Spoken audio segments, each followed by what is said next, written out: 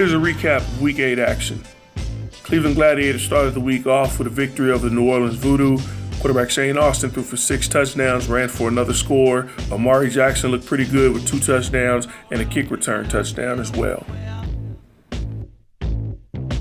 San Jose continued their undefeated season, going 8-0, putting up 83 points against Spokane. Quarterback Nathan Stanley threw for 8 touchdowns on just 14 completions.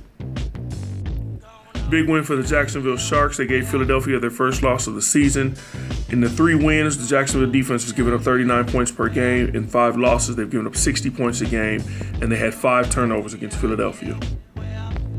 The Arizona Rattlers picked up a solid win, avenging a Week 2 loss to the Las Vegas Outlaws. Quarterback B.J. Coleman threw for 7 touchdowns, and defensive back Jeremy Kellum had 2 fourth-quarter interceptions in the victory. But clearly, the game of the week was the war on I-4. The Orlando-Tampa series has been going back and forth for years, and this is definitely one of the instant classics in that rivalry. Tampa dominated early in the second half, including this beautiful pass from Jason Boltis to rookie wide receiver Philip Barnett, giving them a 20-point lead, which they eventually had a 21-point lead to start the fourth. But I'll let Ari and Anthony Herron tell you how the game went down.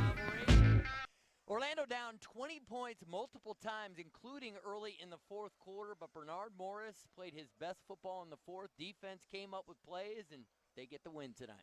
It was a passing game for Orlando that was cold throughout the night, couldn't find rhythm, couldn't get things started, but when it counted, when the game came down to cold crush depth, Bernard Morris's veins were on absolute zero. He was as cool, calm, and collected as I've ever seen him when his team needed him to be that way with young receivers in the lineup, because it wasn't a thing of beauty. He didn't throw the football that well. He wasn't on the same page with his wide receivers. Final numbers for the night, he was only 24 out of 43, 6 touchdown passes. But as they were able to start working their way back into the game, Bernard Morris, the new captain, kept his team ready to win. Well, Jason Boltis for Tampa looked like he was going to be the MVP, threw 8 touchdown passes, but it was the Orlando defense came up with critical stops, and Tampa Bay missed the field goal, which would have put the game out of reach late.